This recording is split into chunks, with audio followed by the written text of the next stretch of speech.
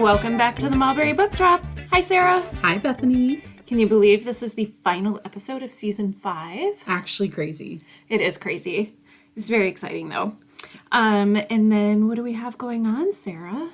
Okay, well, before we get down to business, I have to tell you guys about a local hero that we have. And she's so local that she's sitting across the table from me. Guys, Bethany we already know that she's a lover of animals, but she has now saved an animal. And I'm going to let her tell her story because it's incredible. All right, so I'm the news reporter. Let's go.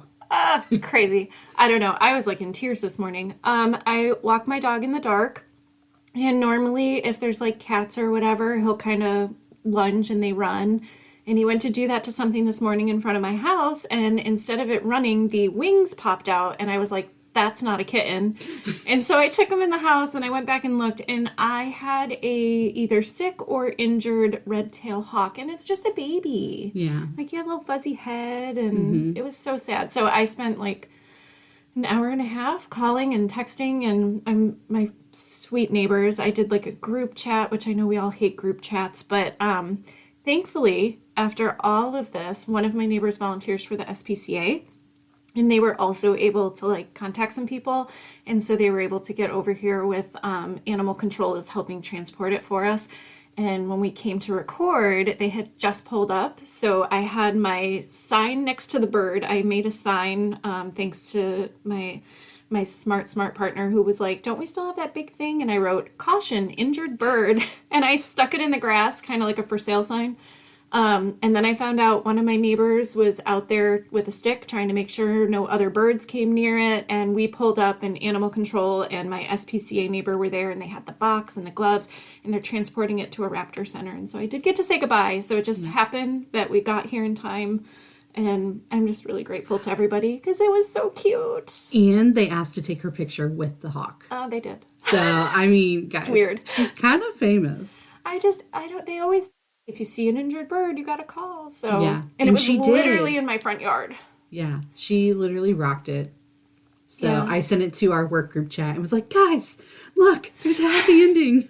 He just looks so exhausted. Before every phone call, I'd go outside and like make sure it was still there. Yeah. And it would like look up at me, and then it would just flump right back over. And I was like, I didn't even want to go to work. I was like, it was like leaving your sick child at home. I just wanted to stay here. Yeah. So I'm really grateful to everybody, though. I can't thank you enough. And I'm hopefully, like, if I can find out exactly where he went, maybe I'll get some updates. Yeah, that'd be cool. Because that'd be really cool to find out when they get to release him again. So yeah, it was crazy. Yeah. Okay. Well, we'll tell you about what's going on in our city at the library. We of course have summer coming up, which we do every year. But our theme this year is the Great American Parade. So we are in the middle of planning everything out. We'll have our summer reading program again and just a lot of fun stuff. Of course, there's Mulberry Jams at the Badcock Park the last Friday of April. So come out and check that out. It's a fun time. Live music, vendors, food. It's a good time. So, and then I know that there's a special event coming up on April 30th. Do you want to talk about that one? There is. So we are, speaking of animals, we are one of the very lucky libraries that gets to be part of some canine companion training. One of our regulars is very active with canine companions and brought this idea to us. And so we are doing a day event called Andy and Dogs. And it is actually in partnership with Canine Companions. So some of their volunteers are going to come with their dogs. There's going to be a story time. There's actually a movie short. It's about 7 or 8 minutes long. That is the story of Andy, a little service dog in training. There's going to be some crafts that are Andy themed, some snacks. And then because the volunteers will be there, they will also be able to answer some questions. These are dogs that are in training, so they will not be ones that your kids are going to be able to like sit and snuggle with or anything. But it is meant to be an all ages family friendly event. So if you are an adult listening to this and you're interested in maybe learning more about how you also could be a volunteer, you could certainly come and talk to them about that too. But it's going to be on April 30th at 3:30. And it's going to take place in our Mulberry Civic Center. So it'll be upstairs from the library. So the address over there is 901 Northeast 5th Street. So yeah, I'm excited about that. Yeah, that'll be a fun time. Yeah, it's really cool to see the dogs, how much they learn, how quickly they learn, and then like when they get to move on to other things. So it's pretty cool. So it's hard for us to say goodbye. I can't imagine like these volunteers, absolute angels. Yeah, nope. I can't. Couldn't be me. I love that. I love that there are superheroes that do that. They really are. I can't be that superhero. Yeah. Yeah, I think that's kind of the big stuff for our special events. So instead, maybe we'll move on to what we're here for. And I was thinking that today it might be fun to kind of talk about some books that have really stood out to us so far this year, because I actually feel like you and I have both exceeded where we thought we would be in our reading already this year. For sure. I've been listening to a lot of audiobooks, which kind of surprised me. Like last year was kind of like, and now all of a sudden I'm back into like really loving audiobooks. So I've been dipping and dabbling with both audio and physical. Yeah. But I'm definitely way further along in my like reading challenge for myself than I thought I would be. That's so cool. Yeah. Well, my when I asked you to make your list, I said no specific genre, just a list with a few of your personal wow books. So my first question for you is just to know, like, is there anything that you look for that makes a book stand out to you? Oh yeah, for sure. When I go into a book, I want the unexpected. While I can get down with the book that follows quote unquote formula, I love when an author takes me by surprise and the book ends up being something completely different than I imagined. I love to feel emotions in books. So I want to laugh. I want to cry. I want to gasp. I love feelings, you know? So give me all the feelings, the sad ones. Although I have met some quotas on some books this year that I will not be reading any more of because I cried a little too much. So, but what about you? I think for me, it's like a new idea. I love if I've been like presented with something that maybe I've never thought of before. And that might explain why I love debuts so much, because it's just kind of straight out of the gate when you're like, whoa, where did that even come from? And I really love a unique storytelling format as well. So sometimes, I don't know, books used to be very like linear progression, you know, and then all of a sudden we hit these years where you're starting to see authors writing with like multiple points of view. So you're getting like different narrators and different chapters. And some people just do it so well, and it just blows my mind. So I love a unique format. I love a new idea. I don't know. How do I say this? I kind of had a revelation like a few years back. I know we talked recently about like Gone Girl and the Unreliable Narrator. I think for me, that book was also a revelation of like, it's okay to not like the characters. Yeah. And I've had to like find a space for myself with that, because it's really hard for me, because I like people. I like to like people. So it's really hard when I'm like not connecting with somebody. And so it's really weird to find yourself in a space where you're like, oh, well, it's okay if we have nothing in common. Like, just tell me a good story. Yeah. And so I am finding that too. And sometimes that can be a wow for me if I've really disliked everybody in this book and yet I still couldn't look away from it. That's kind of a wow moment sometimes. Yeah, for sure, for sure. Yeah. So, okay. So you got your list ready? Oh, yeah, do I? Okay, I would love to hear it. Go ahead and start us off with your first book. Okay.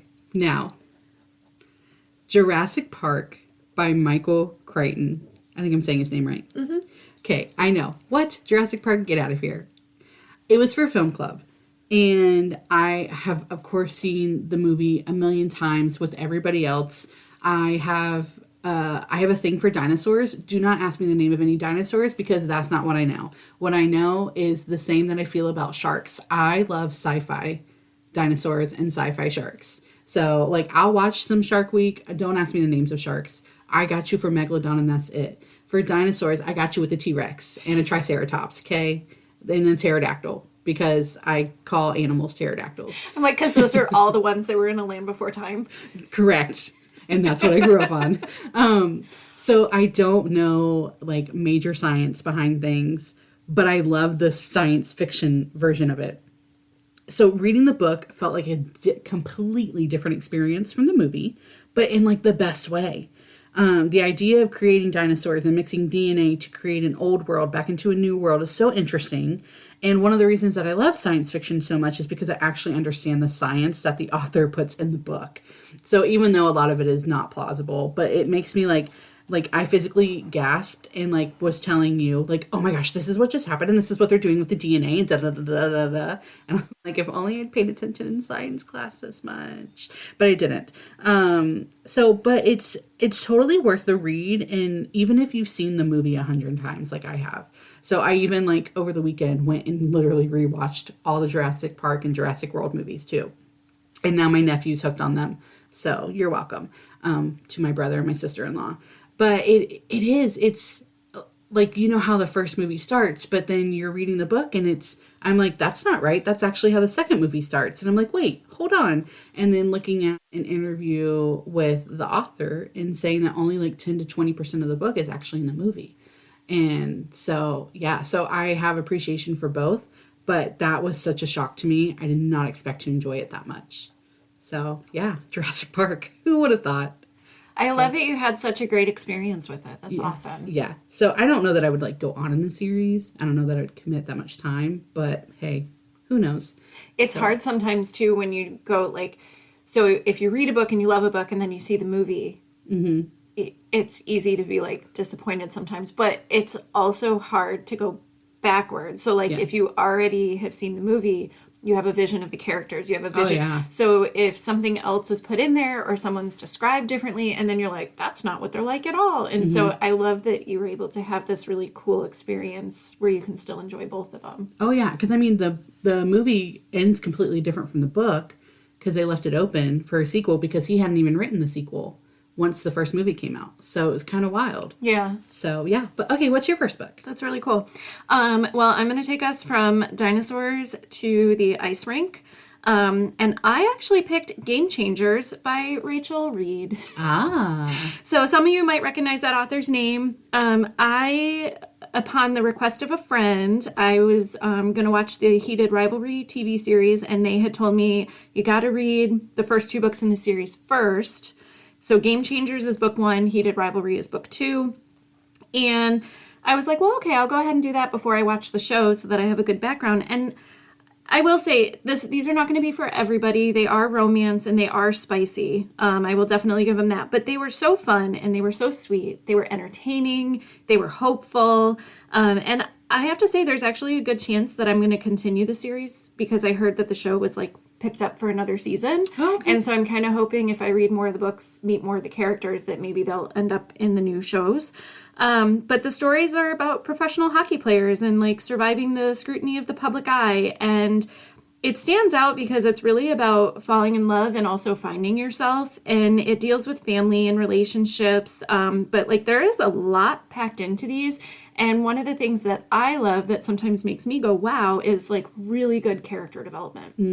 And I honestly felt that. I know some people are like, contemporary romance. There was a lot of character development. So, you know, again, spicy rating warning, sure. But I fell in love with these characters. And I just thought they were all so sweet. And they honestly did a really great job with like the casting in the TV show too, because I loved them, kind of what I was just saying to you about the movie and book. Yeah. I actually loved the people on the screen as much as I loved the people in the book. And that was just really nice because I was a little nervous. But I felt like it stayed pretty true to the story that Rachel Reid wrote. So that was probably my romance wow recently. Now, did you listen to it or did you physically read it?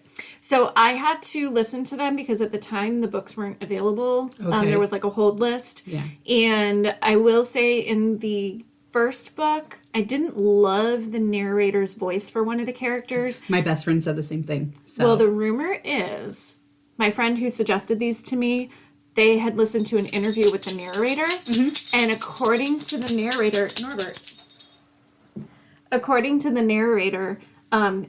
it's one of the first books they'd ever narrated, and they weren't super happy with it either, and they actually want to re-record it. I don't know if they'll ever let them do it. Yeah. But I think if you can get past that, or if you read it on the page, because the character is a great character. It just, unfortunately, the voice didn't quite work for the character. Gotcha. That I was picturing. Yeah. Yeah. Okay. So, but I loved them. And, you know, like you and I feel like we can't really say we're new to the romance genre anymore because like that episode was like so many seasons ago. Seasons, years, yes. But I do feel like it either like hits me or it doesn't. It resonates with me or it doesn't. Right. I find that with any of the romance stuff, whether it's like historical romance or contemporary, like when I do try them, I'm like, it's either 4.5 or 5 stars or it's a 2. Yeah. Like True. I'm very Yeah. like, you either did it or you didn't. That's true. Yeah. So I don't know. But I like this one. Yeah. Yeah. What's your next one? Okay, so my next one is one that you've read. And I actually used it for our adult reading challenge for this year, but it's The Four Winds by Kristin Hannah. And I listened to this one as an audiobook. And when I tell you, Kristin Hannah can make anything into a book. Any topic, any discussion, she really can. I love her historical fiction stuff.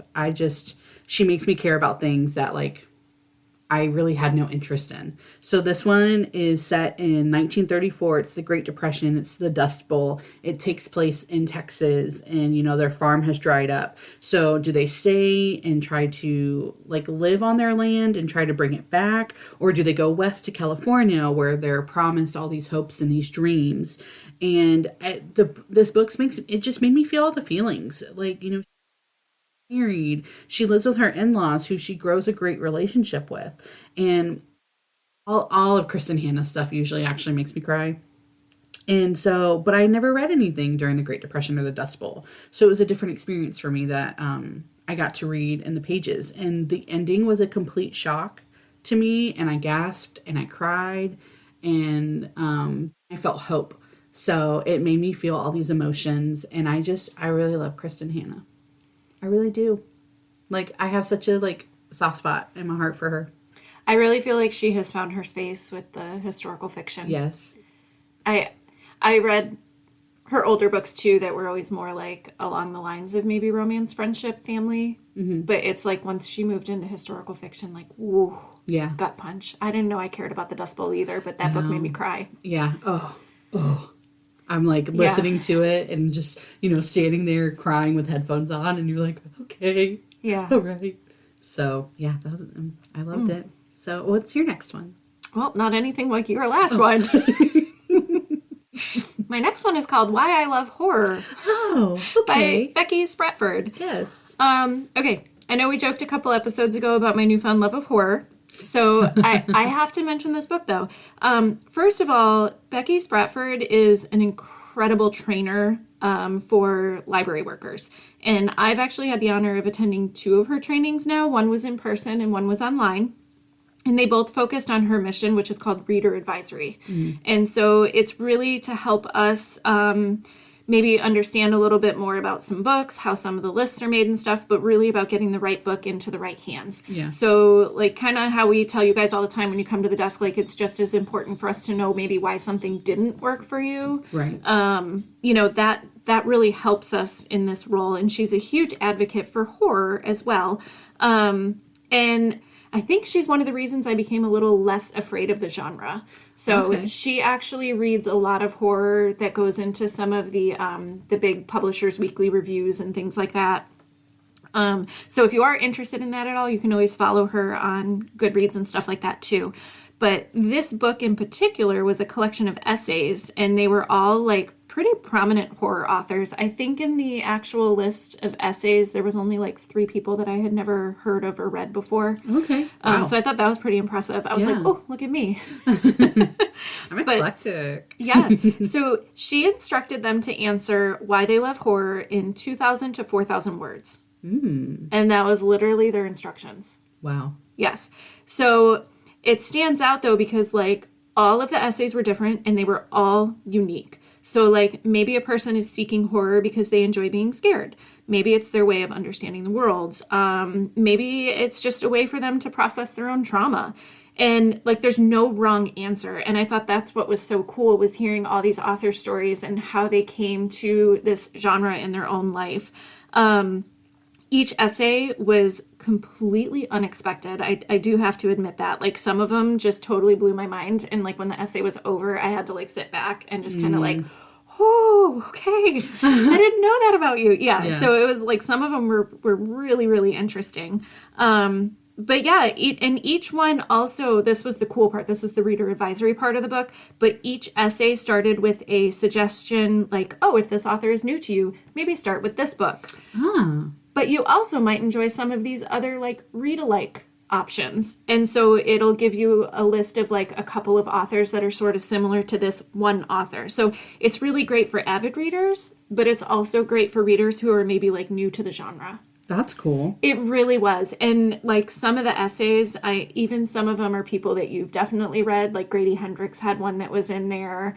So it was very well put together. And I appreciate too that she gave all of these incredible authors so much freedom. Like, here's how many words you can use and here's your simple prompt.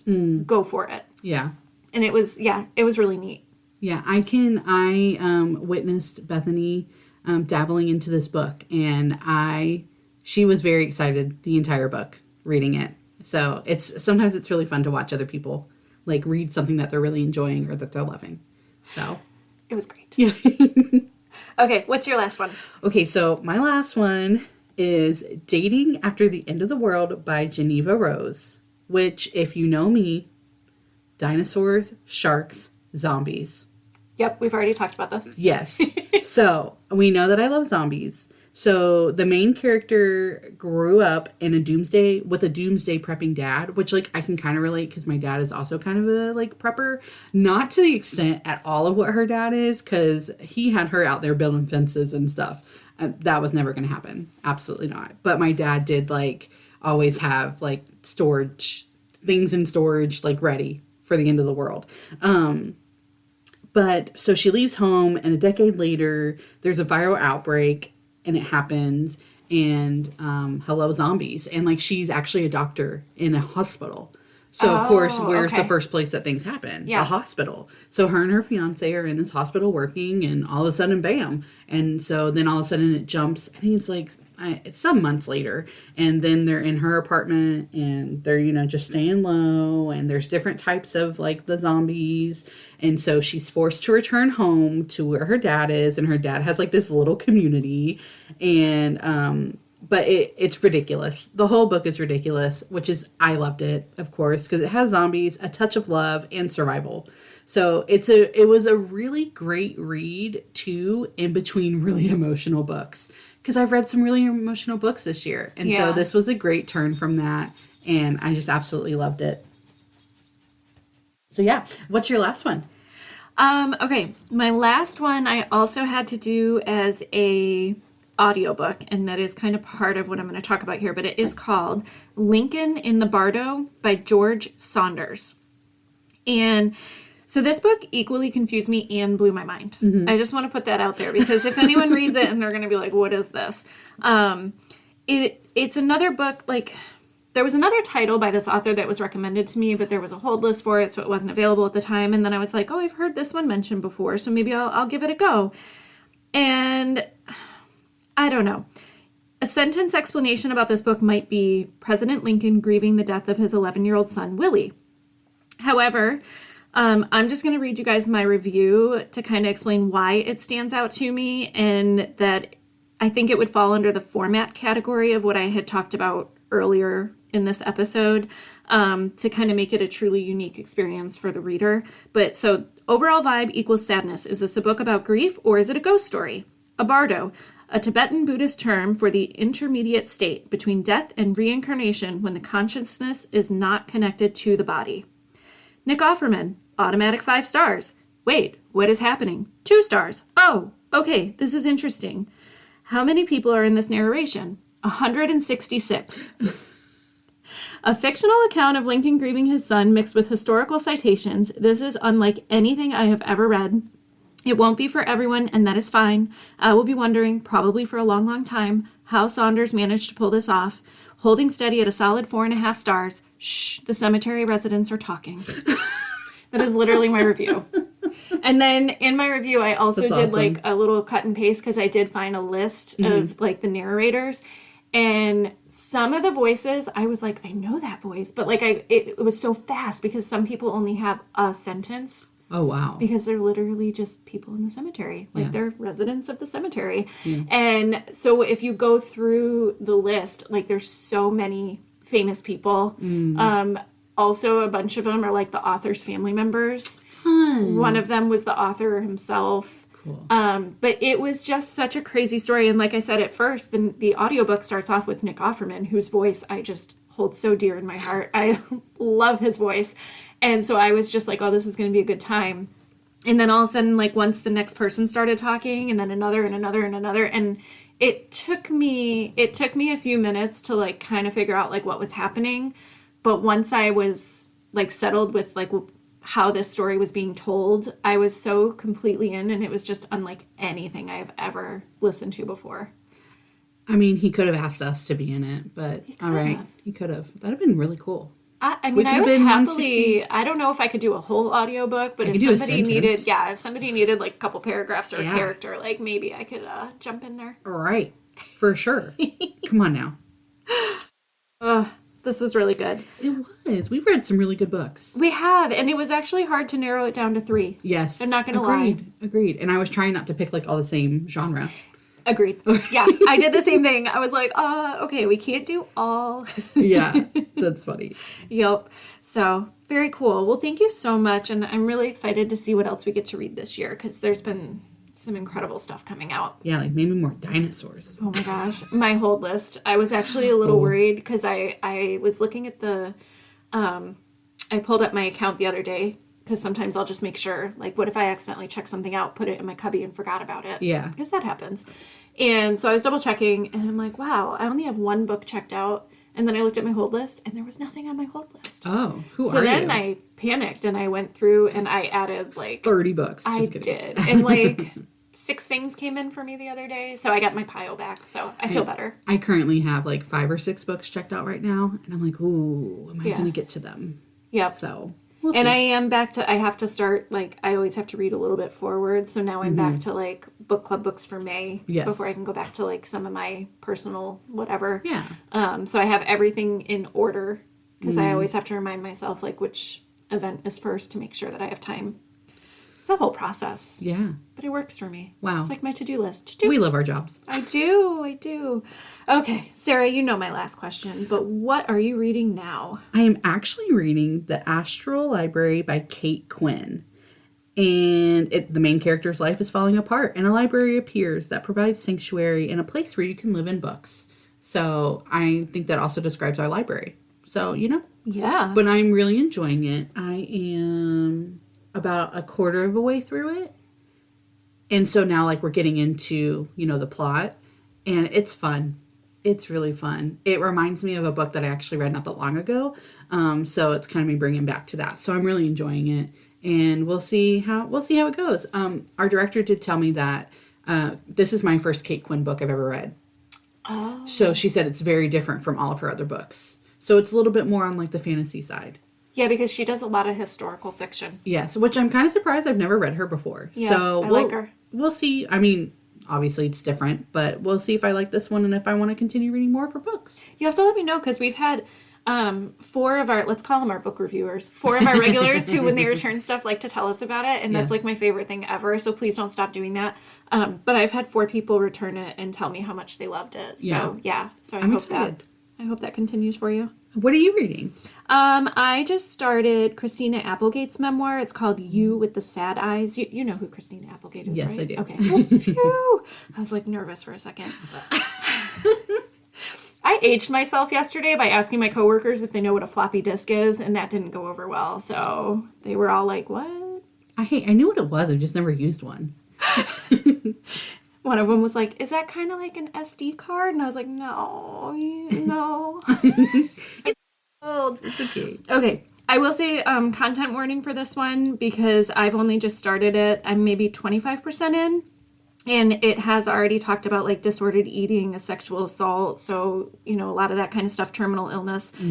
So definitely just be aware if you decide to look into it. But I have found it totally fascinating so far. And one of my favorite things, and I guess I could say spoiler, maybe not, because you find out super early on, but it's actually where her name came from. And I loved this, so I wanted to share it. There is a painting called Christina's World, and her mom loved that painting, and that's where her name comes from. But the crazy part is that painting was also it was also used in a book that I read called A Piece of the World by Christina Baker Kline. And they had kind of told the story of the girl in the painting. So it was really, really good. And the girl in the painting, it was from 1948, the painting itself, and her name was Anna Christina Olsen. And she had a degenerative muscular disorder. And if you fast forward, Christina Applegate was actually diagnosed with multiple sclerosis in 2021. Yes. So it's like a weird coincidence. But I just thought it was so interesting that like her mom loved this painting, and I've read this book about this painting. So as soon as she said Christina's World, I was like, oh my gosh, I know what she's talking about. Like, cool. I read that book. Yeah. Even though that book is fiction, but it is based on the real painting. So it's kind of fascinating. I won't spoil some of the other stuff. Like, she's already name dropped a few people, and I'm like, whoa. Ooh. But we'll see where this goes. So yeah. I just love her. I grew up with her. So for me, this was definitely a memoir that I was always kind of hoping for a little bit before she got too sick. Yeah. So, because I know she's going through a lot right now, but yeah, I love her. Yeah. We just rewatched Don't Tell Mom the Babysitter's Dead. Have you ever seen that movie? No. Because I really wanted to see if it like holds up. Oh. And so I rewatched it recently with a couple of my kids, and it was still so much fun. And I just loved her in it. And I remember when I was younger and saw that movie, and I was like, oh, I want to be her. Like, she's so fashionable. And of course, now you look at the fashion and you're like, oh man. But it just was such a fun. And the times. It really was. And I've loved her ever since. So I think she's great. Yeah. So, all right. This was a good time. It was. If anybody has any books that like have really stuck out to them this year, we're always looking for more books to read. But you can always email us at themulberrylibrary@gmail.com. You can message us on Facebook, message us on Instagram. We'd absolutely love to hear it, and we would love for you to share them with us. Thank you, everybody. Happy reading, Mulberry.